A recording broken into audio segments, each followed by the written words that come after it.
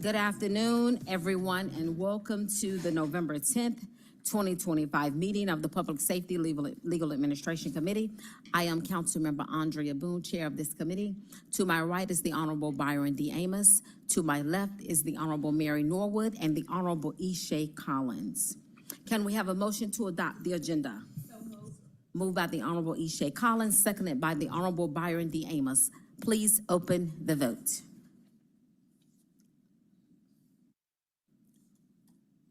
One moment.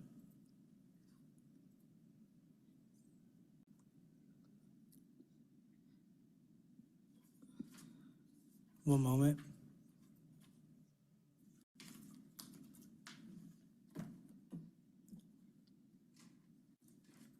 Vote is open. Vote is closed. 4 yeas, 0 nays. The agenda has been adopted. Can we have a motion to approve the minutes? Moved by the Honorable Ishay Collins, seconded by the Honorable Byron D. Amos. Please open the vote. Vote is open.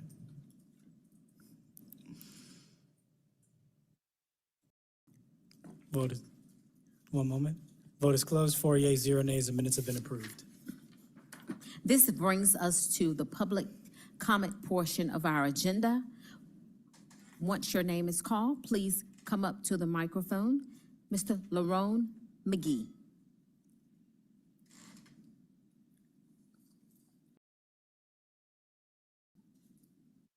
My name is Leroy McGee, volunteer active for low-income and homeless communities. Also founder of For Me Unto Unity, the nonprofit.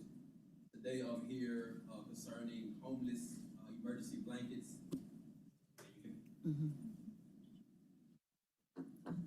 Try it again. Try it one more time. Hello. Oh, that's perfect now. Start over. Yeah, all right. With your name and everything. Thank you. Yeah, okay. I'm Leroy McGee, volunteer activist for our low-income and homeless communities. Also founder of the nonprofit For Me Unto Unity. And today I'm here concerning funding for homeless community, homeless blankets for our homeless community. About a month ago, I sent out emails asking for you all, the council members, help with purchasing some emergency blankets for the homeless. Usually, for the last 2 years, my nonprofit been doing it, and we've been funding for ourselves, but we have faced some financial hardships this year, so we're reaching out. We also had started a GoFundMe.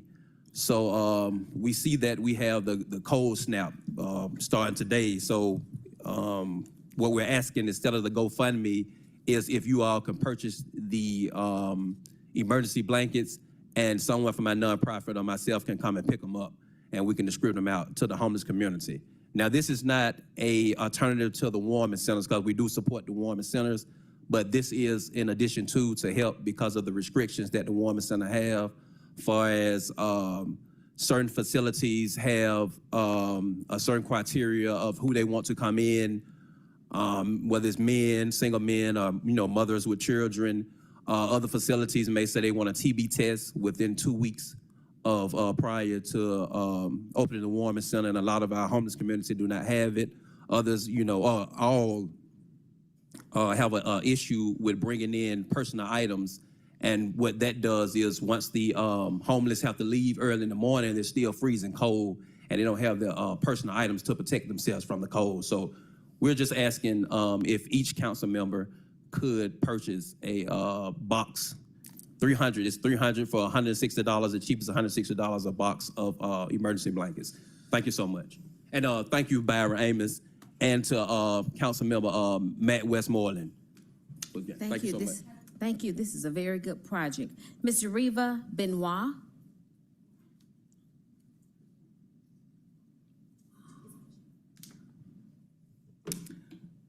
Good evening. Yes, I'm coming to bring up a very important issue that I experience in my community. My name is Riva Benoit. I'm a resident of the Fulton County, and in Midtown specifically, West Midtown. Now, there's scooters that are available for purchase through various apps and platforms. However, those scooters are very dangerous. Back in June, my son, he fell off. He was visiting from UCR, and he fell off a scooter and had a bump on his head that just barely missed his temple. What brought me here today was watching several accidents occur, including the last one that I saw on Saturday, where a woman car or her scooter was wedged into the side of a car. It is just absolutely dangerous, and I can't speak to all areas, but this is my community in West Midtown, and so I am speaking to that area, and I'm asking that you all consider putting a vote right now so we can get rid of those scooters. And I know it's a process, but progress starts first with us speaking up. I've witnessed 4 encounters. There was a 12-year-old boy that fell off the scooter. He, in my opinion, shouldn't have even been able to get that scooter, but I did render aid, and I waited until his mother came to assist and take him to the emergency room. And I just say it's just time for someone to speak up on the situation, because we have a lot of out-of-town people.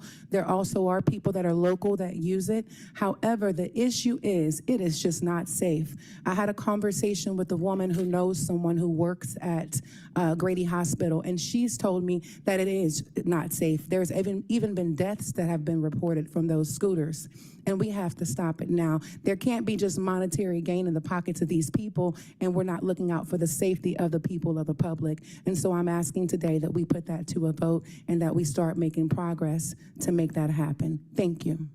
Thank you. Last speaker, Mr. Chris Brown.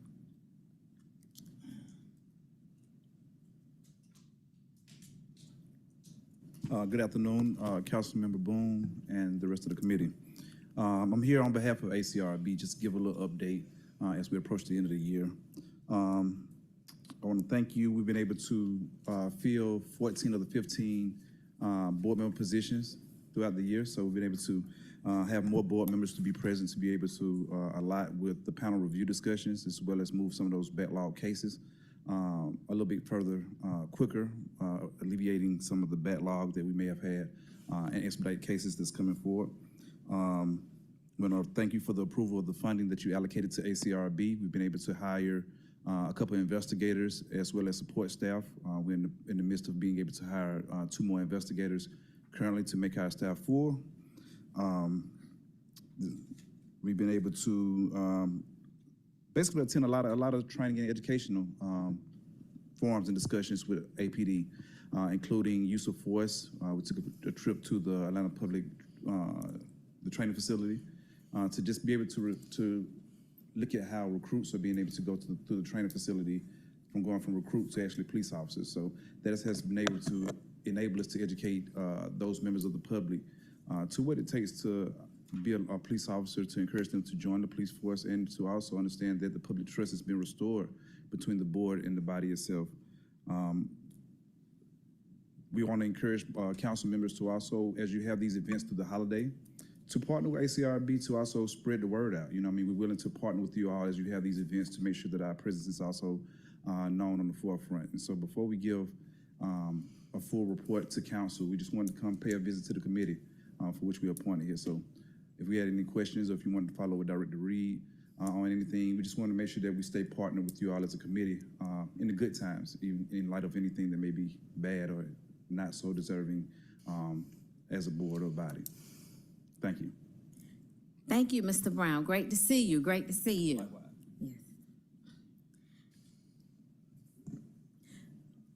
Yes. Mr. Overton, if there is no objection, we would like to take our agenda items first. Yes, ma'am.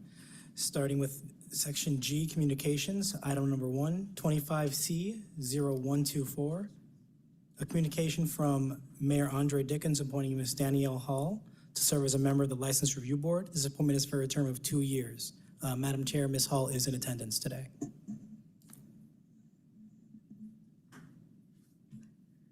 Please come forward and tell us a little bit about why you would like to serve on this very important board.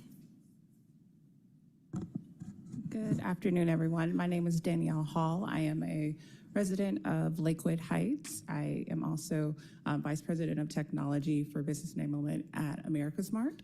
I have been active part of the community, serving in different community organizations, and this is a great opportunity to continue to serve our city, and I am very excited for the opportunity.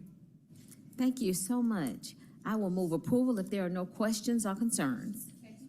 Seconded by the Honorable Ishe Collins. Please open the vote.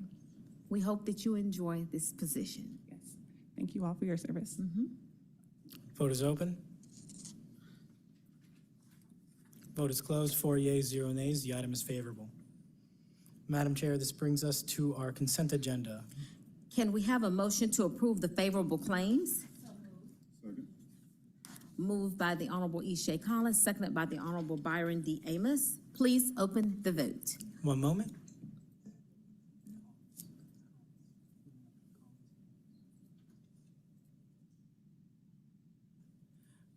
Vote is open.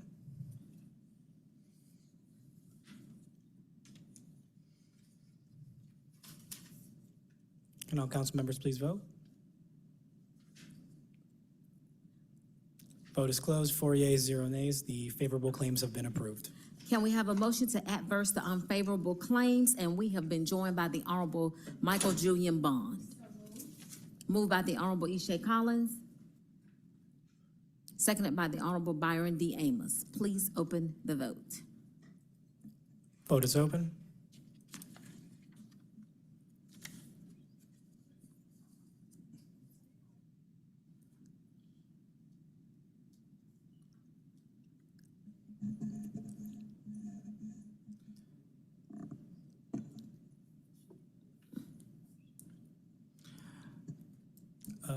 Vote is closed. 4 yeas, 0 nays. The unfavorable claims have been averse.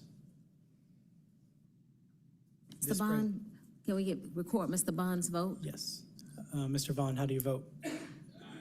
Okay, Mr. Bond votes aye. That's 5 yeas, 0 nays. The adverse claims have been averse. The unfavorable claims have been adversed. Madam Chair, this brings us to our ordinances for second reading, for which we have two, starting with item number 1, 25-0-1648, an ordinance by Public Safety and Legal Administration Committee authorizing the mayor or his designee to accept on behalf of the Atlanta Police Department a donation from the Atlanta Police Foundation of 4 Ford Crown Victorias, 2 Dodge Chargers. First reading. Excuse me, these are ordinances for first reading. So once again, this is item number 1, 25-0-1684, an ordinance by Public Safety and Legal Administration Committee authorizing the mayor or his designee to accept on behalf of the Atlanta Police Department a donation from the Atlanta Police Foundation of 4 Ford Crown Victorias, 2 Dodge Chargers, and 2 Ford Explorers, valued at approximately $32,000.00 to be accepted in as a donation as of November 1st, 2025, for use as vehicles that are properly equipped to complete precision immobilization technique training on the Emergency Vehicle Operations course at the Atlanta Public Safety Training Center and for other purposes. And item number 2, 25-0-1649, an ordinance by Public Safety and Legal Administration Committee authorizing the mayor or his designee on behalf of the city to enter into a lease agreement with the Retail Property Trust, a Massachusetts business trust, for approximately 474 square feet of storage space located at 3393 Peachtree Road, 2234B, storage space, plaza level, Lenox Mall, Atlanta, Georgia, for the Atlanta Police Department for a 3-year term commencing retroactively on January 1st, 2024, and ending on December 31st, 2026, authorizing a lease rate not to exceed $1.00 per year, waiving Article 10, Section 2-1546 of the Procurement Code of the City of Atlanta Code of Ordinances, authorizing the expenditure to be charged to and paid from account numbers listed herein and for other purposes. Madam Chair, this brings us to our regular agenda, starting with our resolutions and item One number... second. We have been joined by the Honorable Antonio Lewis. Absolutely. This brings us to our resolution, starting with item number 3, 25R4135, a resolution by council members Dustin Hillis and Andrea L. Boone authorizing the settlement of all claims at issue in the case of Roosevelt Council Jr. v. a tract of land known as 1020 Bolton Road et al., Fulton County Superior Court Action Number 2020 CV 338480 for payment of the sum of $835,054.50 to 1020 Bolton Holdings LLC, authorizing the settlement amount to be charged to and paid from the fund department organization and account number listed and for other purposes. Approval? Seconded by the Honorable Ishay Collins. Please open the vote. Vote is open.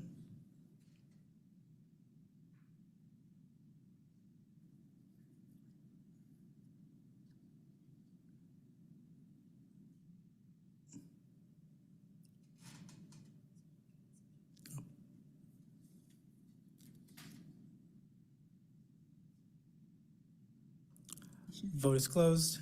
Councilmember Lewis, how do you vote? Oh, excuse me. 5 yeas, 0 nays, the item's favorable, just making sure. This brings us to item number 4, 25R4138, a resolution by Councilmember Andrea L. Boone, Dustin Hillis, and Ishay Collins supporting the demolition and removal of dilapidated structures located at 410 and 418 Hamilton East Holmes Drive Northwest, Atlanta, Georgia, which have been found unfit for human habitation or rehabilitation pursuant to Official Code of Georgia annotated section 36-61-11 and 41-2-9, and the Atlanta Housing Code, requesting city departments to expedite demolition permits and for other purposes. Move approval. Seconded by the Honorable Antonio Lewis. Please open the vote. Vote is open.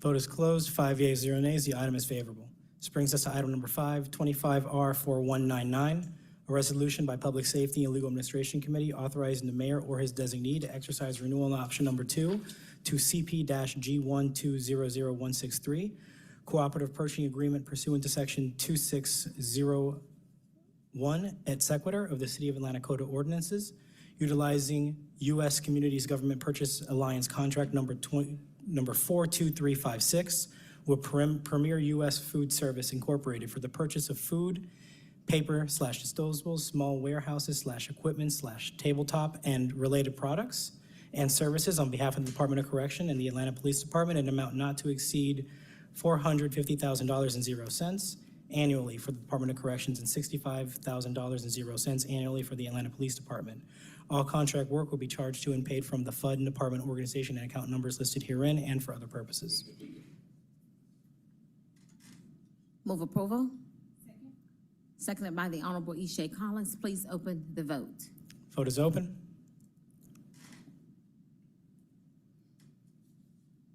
Vote is closed. 5 yeas, 0 nays. The item is favorable. Madam Chair, if there are no objections, when we take items 6 through 12 as a block. Please proceed. All right, item number 6, 25R4200, a resolution by Public Safety and Legal Administration Committee authorizing the settlement of all claims against the defendant, City of Atlanta, in the case of Victor Leslie v. City of Atlanta et al., civil action file number 25EV004022, pending in the State Court of Fulton County in the amount of $18,000.00, authorizing the settlement amount to be charged to and paid from the Fund Department organization and account numbers listed herein and for other purposes.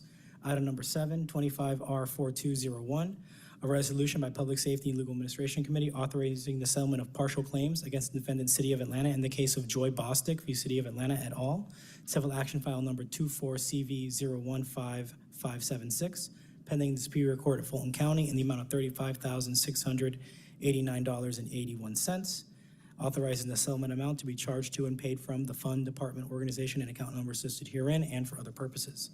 Item number 8, 25R4202, a resolution by Public Safety and Legal Administration Committee authorizing the settlement of all claims against the City of Atlanta in the matter of Doris Williams v. City of Atlanta et al., civil action number 2020CV332721, pending before the Superior Court of Fulton County in the amount of $75,000.00, authorizing the settlement amount to be charged to and paid from the Fund Department organization and account numbers listed herein and for other purposes. Item number 9, 25R4203, a resolution by Public Safety and Legal Administration Committee authorizing the settlement of all claims against defendant City of Atlanta in the case of Julian Gumbs et al.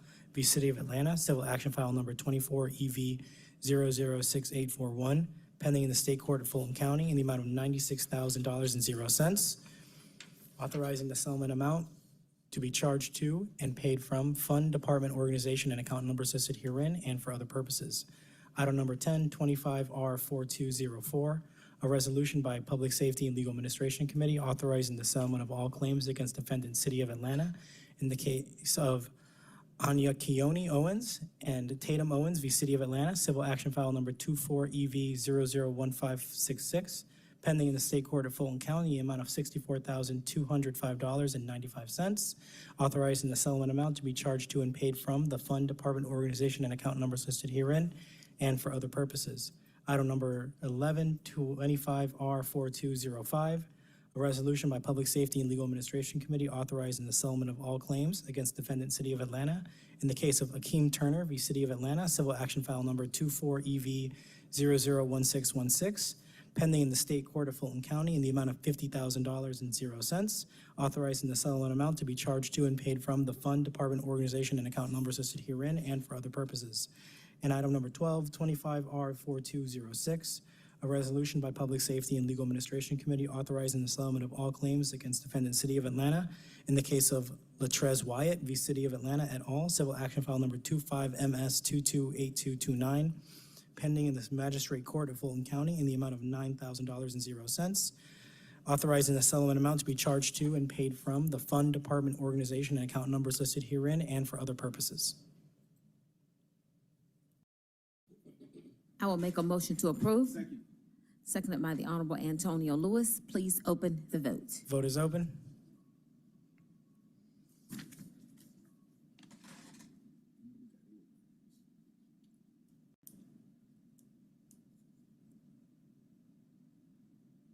Now, council members, please vote.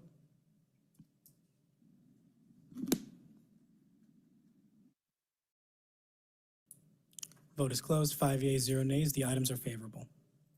Madam Chair, we have no papers coming off of held today. Thus, this concludes our legislative agenda. Deputy Chief Collier, our first presentation is from APD. Deputy Chief Collier, thank you.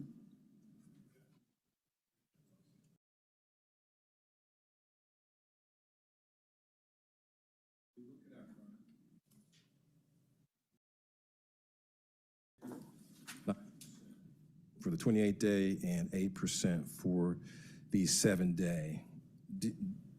Diving a little bit deeper into our 7-day, we're up in robberies, 12 compared to 10 of last week.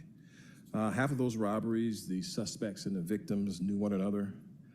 The other half, there was not any type of patterns. Just for example, we had one that someone was robbed when they tried to buy a gun out in Allen Temple.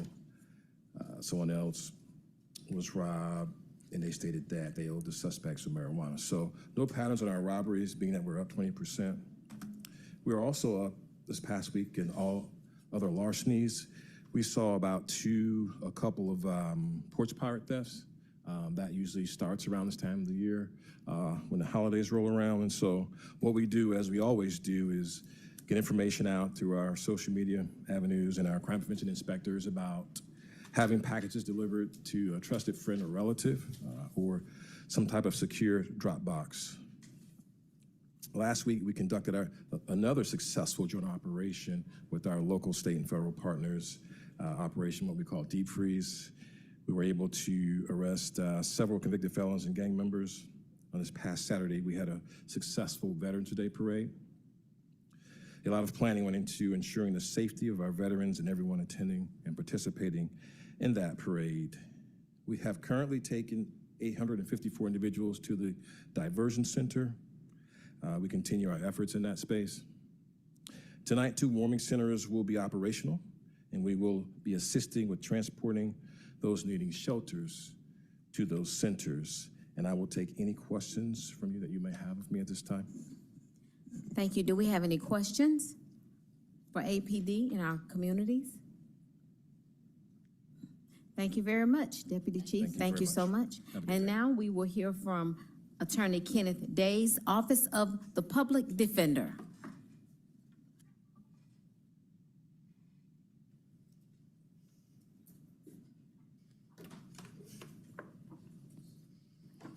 Good afternoon, council members. Good afternoon. I'm Kenneth Days. I'm the Director, Chief Public Defender for the Office of the Public Defender. This is, I think, our final presentation of the calendar year for the Public Safety Legal Administration Committee. Kind of a long presentation today, but I'll try to go through it briefly. First slide here shows a summary of our appointed cases by quarter and through the calendar year. Pretty much a steady increase, and we're projecting that amount probably will double by next year due to economic factors, we tend to see an increase in caseload as the economy sort of contracts and job market goes bad. Our client appointments tend to increase substantially. This is the number of closed cases for the same period of time from January through last week. To date, our DUI cases total 450. Closed DUI cases are 654. Average cycle of a DUI case for us is approximately 6 months, and we handle about an average of upwards to 1,000 active cases at any given time. I think right now we're probably in the 800 mark of active cases for DUIs. These are some of the case statistics that represent important metrics to us. What you'll see here is a lot of different things that we try to track, because these show us what internal resources need to be reallocated or allocated to a specific place. As we can see from our evidence reports, a lot of that is body cam footage and time spent having to review that body cam footage. So what you'll probably hear from me come in prep for FY27 will be the need for more attorney staff to cover those gaps.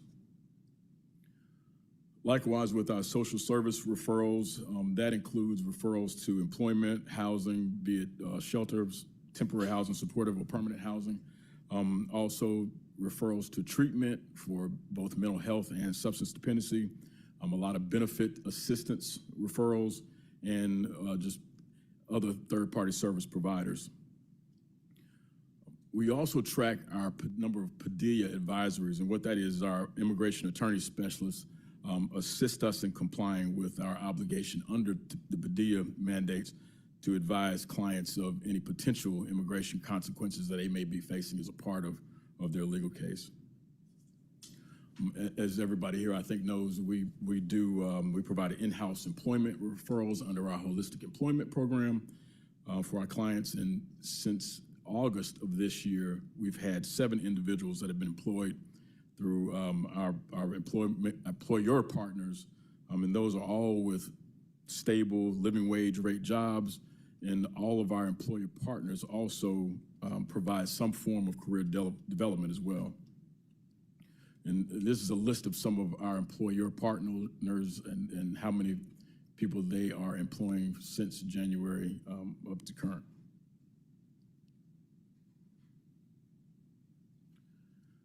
Here, for our client contact and the follow-ups, what that primarily measures is interactions between our staff within the holistic employment program, and that can be assistance with resume writing, some financial awareness and literacy, interviewing skills, transportation, and banking as well. We found that was a significant barrier to stable employment. We had a lot of folks that would get on the job and still go out and cash their checks, so we wanted to incorporate that as part of our employee practice so that we can provide some more stability. This year has marked the 10th anniversary of us operating as a holistic client-centered defense practice. And with that, we kind of take you through a brief programming through the years. In 2013, we actually received a grant from the United States Department of Justice, which was also included technical assistance from the Bronx Defenders. And in 2014, what we did was actually built out that program with some strategic hires. We changed a lot of our processes and identified some new community partners. And so by 2015, we were actually operating as a full-service holistic defense practice. These 2 links are to videos that describe what that holistic practice is. We actually produced these, I think, around that same time. And they highlight the importance of the effectiveness of being a holistic defense practice. Recidivism decreases substantially, community safety increases. There's a cost effectiveness to the tune of about $400 per individual. And just kind of a back of the napkin numbers, we estimate that we've probably saved the city anywhere, since 2015 to currently, we probably saved the city anywhere between $5 million and $10 million. So again, probably for next year, I think one of our requests is going to be for FY27 to start looking at ways we can expand our ability to both collect this data and sort of measure this monetarily so we can, provide better data to you. 2016, we did a lot of beginning of our outreach primarily focused on code enforcement cases. By 2017, we were doing needs assessments in the community, identifying more partners, and also we established our driver's license restoration program. Of course, suspended license charge tends to be one of the highest arrest rates, and it's primarily because people find that task of having their license restored, it's such an arduous process to have to go through so many hoops. So we developed a program to assist people in getting their driver's license restored, and that's significantly decreased some of those numbers. And of course, we hope to do more of that work in the future. 2018, outreach evolved a lot. We started doing a lot more street outreach, and we partnered with APD's Hope Team. We were organizing more community fairs, and we partnered with Mercy Care. We also partnered with an organization called Soul Supplies that was started by Emery Paul when he was still in high school a few years ago. He was actually one of our interns. He's now a Harvard grad and is still partnering with us as he's in grad school, helping us to track some of our homeless-related issues. In 2019, again, increased the number of community partners and some of the scope of our outreach as well, which was good because that led us into 2020 where we became one of the really sole providers of consistent outreach during the pandemic. So we actually had to ramp up a lot of what we were doing, and we ended up with some of our largest numbers of outreach, both in recipients and in the partners that we were able to sort of keep together during the 2020. By 2021, we created one of the things I'm very proud of with this office was our community resource guide. Of course, during the pandemic, a lot of third-party service providers either lost funding or simply just disbanded or pivoted to doing a different type of outreach service. And so a lot of the numbers and addresses and resources were just confusing, and contacts had changed. Our office actually went through and found all the active working organizations that were still providing a myriad of services. And to this day, since 2021, we've been organizing that in an up-to-date resource list that goes out to more than 100 individuals and organizations every week. By 2022, one of our office's highlights was our partnership with Art in the Paint and SCAD. We did the basketball court mural over at Thomasville Heights, right behind the old Forest Cove apartments. So we're pretty much instrumental in helping to eliminate some of that blight. We also assisted in the makeover of the computer lab at the Carver YMCA. So that's in that far right picture. 2023, again, more expansion to civic groups, nonprofits, hospitals, reentry service providers, and local colleges. On that picture on the far left is actually a lecture series we do monthly with Morris Brown College. Last year, we developed our Collective Impact Initiative, which is supporting program and organizations where we overlap. And these examples, you see us with PAD, Next Level Boys Academy, and Chris 180. Currently, I think we have solidified our place as a trusted source for information. Our legal clinics that we do monthly are assisting hundreds of people annually, and we have become one of the primary community support resources. So internally, on sort of a more personal to us, some of our staff achievements, our attorney Cardoza was selected to serve on the board of the Georgia Hispanic Bar Association, which is a really big deal. Attorney Hernandez in our office received the Georgia Hispanic Bar Association's Community Impact Award, which is given out to one person annually, and she was the recipient of that. And also Mr. Murray, our senior social worker, presented at the 30303 Employment Hub quarterly meeting, which I'll talk about a little bit later. And our next steps. So what can you expect to hear from us moving into next year? One, we're starting a Know Your Rights series with ACRB. They were here earlier. What we're going to do is, as we go to the various MPUs and organizations that contact us to do Know Your Rights presentations, The ACRB will be there as well to highlight their work and provide some direct information and answers to the public. And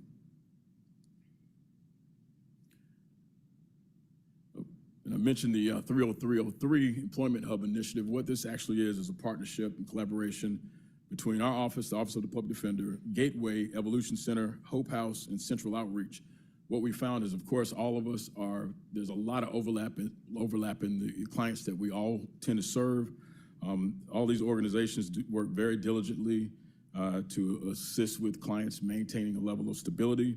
And so what we actually did was come together to better support employment opportunities, to provide direct case management to those individuals to keep them employed. That's usually been one of the biggest issues that we've had. Is it's not terribly difficult to find an employer partner to get somebody hired, but it becomes a problem to keep them employed. And so with this direct case management, we hope to increase some of those numbers so we'll have a lot more community stability into 2026.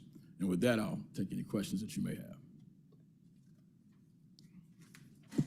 Thank you for that very well-done report. Do we have any questions or concerns about the Public Defender's Office? The Honorable Michael Julian Bond. Well, thank you, Mr. Day, for the good work that you all continue to do out of your office and for this very thorough report. I have a question, though. I know that some of this may have resolved itself in the Congress. The initiative that the mayor spoke about, relieving people of the, well, not necessarily the obligation, but of the pressure of having to meet the demands of their, I guess, their rent or fees as it relates to the suspension or the threat of the suspension of the SNAP benefits. Has your office been involved? I know that, you all do consultation with folks who are, I guess, out of the pandemic. You all do consultation with people who are, I guess, having trouble with their landlords. Are you all looped into that at all, or how does that work? Yes, we sometimes do. We receive those calls quite frequently. We sometimes have clients or past clients that have issues, and some folks that just know about us, some of our mutual constituencies who can receive some, maybe a quicker level of help because we're able to kind of explain from a legal perspective what may or may not occur, but also provide them with some referrals to some community partners that we partner with. So yeah, we do receive those phone calls, pretty frequently. There's not necessarily been anything formalized that we've done. I hope to work for next year to potentially pilot a program. I know we've discussed this before, to have something a little bit more formal so we can provide that direct engagement, in a better quality. I think right now it's mostly just more or less grabbing an attorney and getting them on the phone with somebody and helping them walk through that process, which we, of course, don't mind doing, but I would much rather have the public have a forward-facing interaction that they could, count as a trusted source for that referral. What would that require from your office? What do you envision that require? I think when we looked at it before, we sort of, ran costs together, and I think what we really could do is dedicate one attorney position and one support position that could actually dual function. That could be also somebody that we send to court just like everybody else, but would also have that as a function. So there may be a dedicated, email source to them. And we've had people in our office who have literally specialized in this area. One of our attorneys in that specialty recently resigned. But, again, it's not hard to attract talent that has that specific skill set to be able to, guide people in that direction.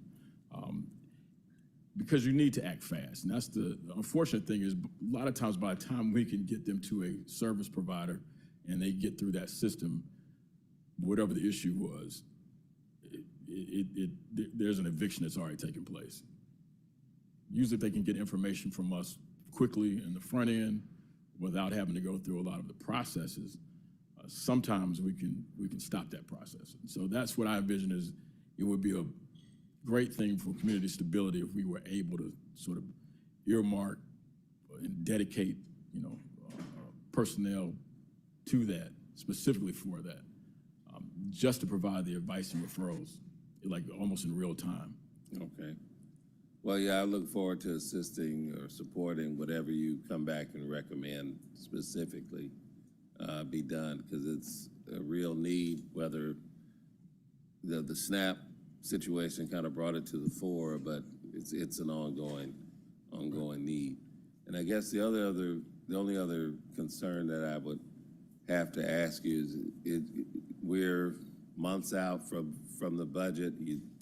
We just talked about what would specifically deal with one particular situation in your office. As far as your staffing and ability, you're up to snuff, I would imagine, or do you need more extra help, or what do you require going into next year? We're in need of more attorney help. Again, we have been seeing a steady increase post-COVID in the number of cases, our caseloads. Prior to COVID, our caseloads averaged around 25,000, which was entirely unmanageable with the staff we had. COVID actually helped us in that. It helped us to kind of present more resources per client because we just had fewer clients. We've shifted a lot of our processes to provide better service delivery, but as the numbers increase, the big concern that we have is maintaining that level of service as the numbers increase with the same number of staff. That's going to be close to impossible to do. We don't want to, we want to continue to maintain that level of service.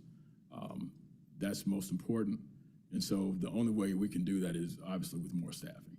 But again, I want to also be able to show that it pays for itself, which is why I mentioned that, multi-million-dollar number over the past few years. As we do these proactive things, a lot of these legal clinics that we're doing proactively keep people out of the system. Driver's license suspensions are consistently top arrest for the city of Atlanta. If you had a place where you could come and you knew this is the process, let us help walk you through that process, then those arrests are not going to occur. You got motorists out there with a valid driver's license because there's somebody there to tell them what they need to do to get their license reinstated. But that, again, comes with dedicated personnel to have the time to be able to do that. But again, those personnel will pay for itself with the money that you don't have to spend cycling somebody through the judicial system at $400 to $500 per person. Is it possible to do, an amnesty program or amnesty session for people to come in and to have those kind of issues addressed? Or would you need the partnership of the Motor Vehicles Bureau or whomever manages that on the state side? The people those folks, we've talked to those people. We've been in contact with them. In fact, at one point in time, we had a number of cases, and they actually dedicated us our own window. Said, if you bring your cases on this date to this window, we'll process all those claims for you. They sort of expedite that process for us. So we've developed those relationships already. It's just a matter of us really having the personnel to have the time to be able to satisfy that need for the public. And that is what's inconsistent. Right now, we're primarily doing it through some of our legal clinics. But again, we don't even have the personnel to really get the word out to let people know that that's something that we will offer to them. And so right now, it's primarily past clients or people who hear about us through somebody else that says, well, I need help with that. And they'll call, and we believe providing that service is a benefit because that keeps somebody from being arrested and cycling through, and everybody else has time to work on something else other than a suspended license case because somebody just doesn't understand how to navigate that system. Well, I don't want to speak for everybody else, but I'd be more than willing to help facilitate a clinic of that type at least once a year.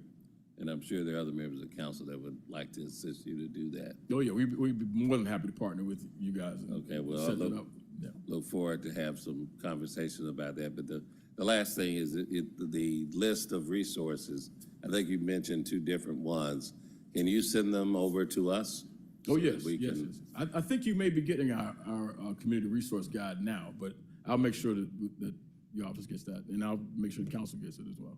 Okay, thank you. Yeah. Thank you for your presentation. Thank you. Do we have any more questions or concerns? Thank you for that very well done presentation, and thank you for all you do for the citizens of Atlanta. Thank you. Do we have any further announcements, Mr. Overton? No, ma'am. This meeting is adjourned.